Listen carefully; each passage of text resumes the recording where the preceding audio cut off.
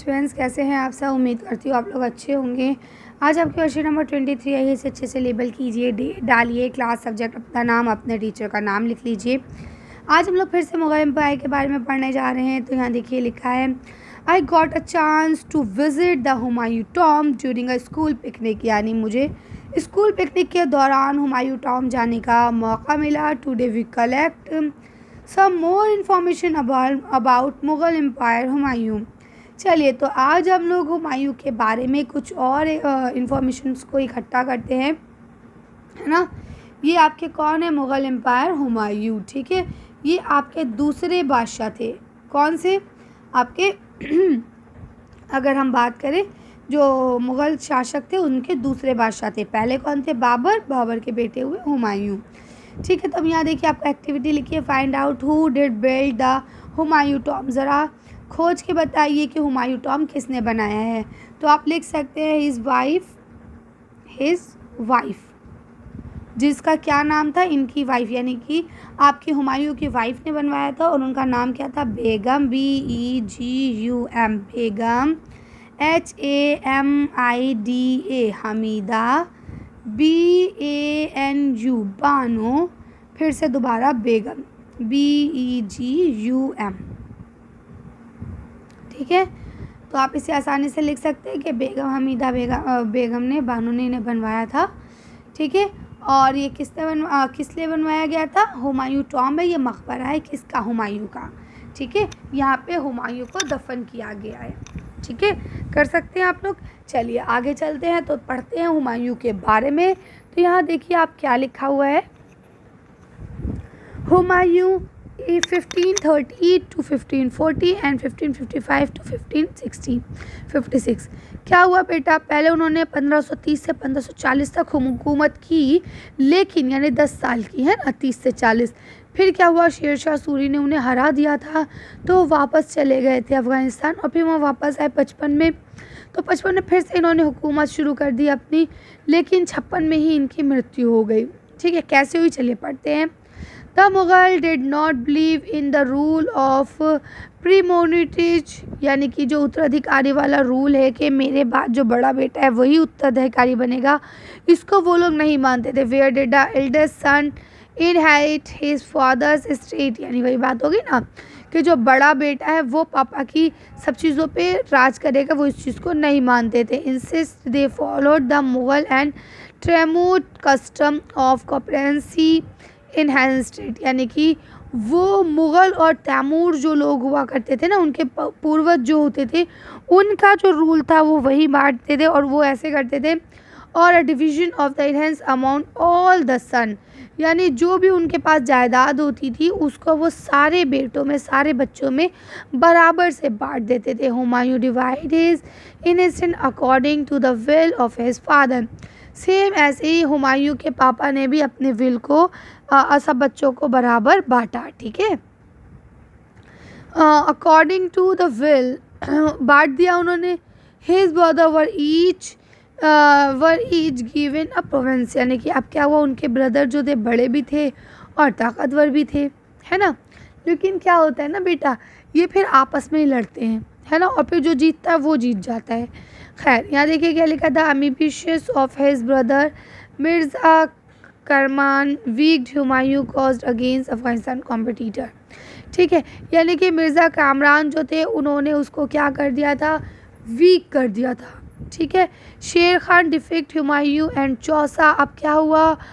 शेर खान जो थे, जिसे हम लोग शेर शाह सूरी भी कहते हैं, उनका असली नाम तो फ़रीद था, लेकिन उनकी कुछ काबिलियत की वजह से उनको ये शेर खान लक़ब दिया गया था।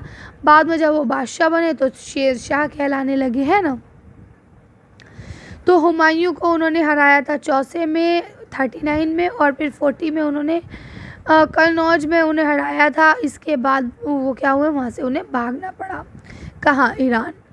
In Iran Humayun received help from the Safdar Shah. अब क्या हुआ?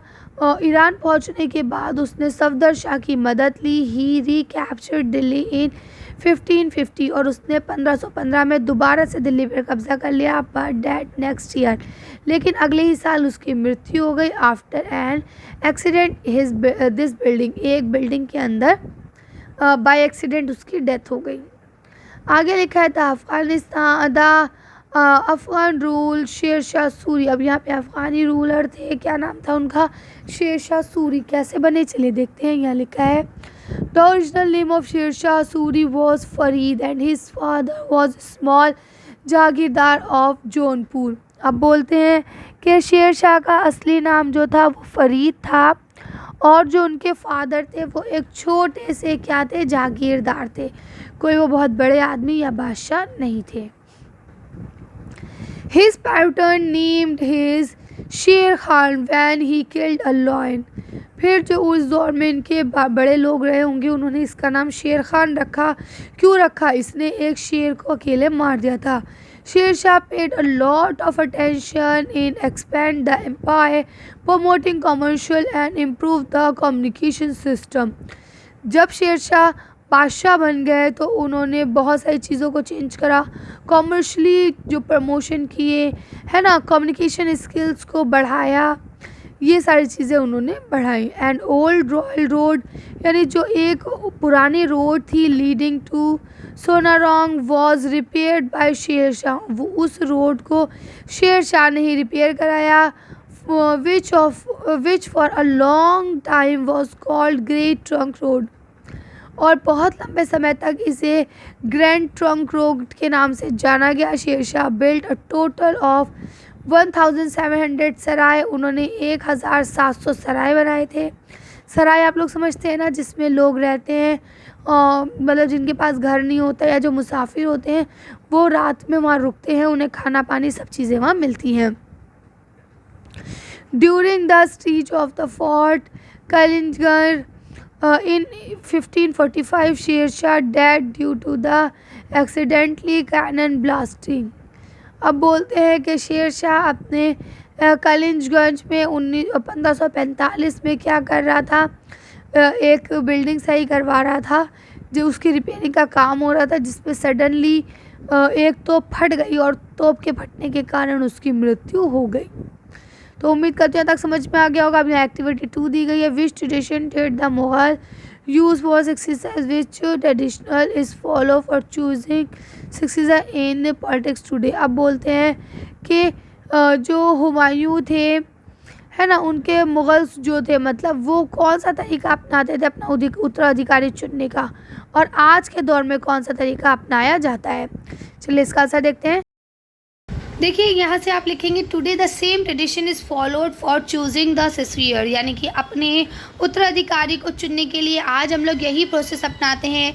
देखिए हम सब लोग चाहे कोई भी मज़हब के हो, सबके उसमें यही होता है कि जो पापा की प्रॉपर्टी होती है वो सारे भाइयों में बराबर बढ़ती है ना। जैसे 100% प्रॉपर्टी है उसमें 25% बहनों का निकाल दिया जाता है, बाकी 75% जो होता है वो भाइयों का रहता है। अब उसमें चाहे जितने भी भाई हों, चाहे एक भाई हो, चाहे 2 भाई हों, चाहे 3 भाई हों, वो सब में बटेगा, है ना।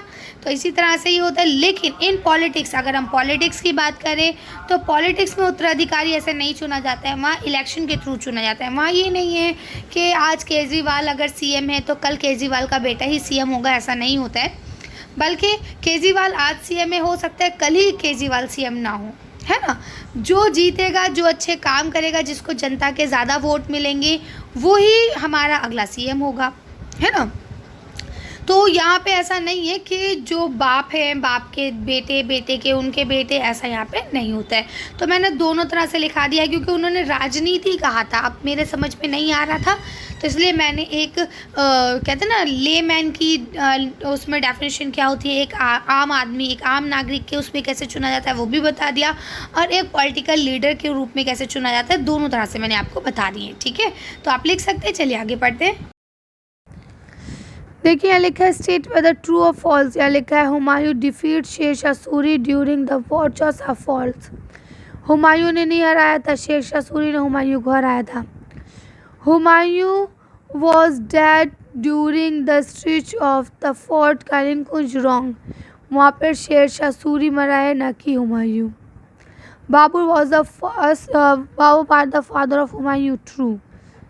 ठीक है, कर लेंगे। चलिए तो अच्छी वीडियो को हम ये ख़त्म करते हैं। अच्छी वर्कशीट में बस इतना ही।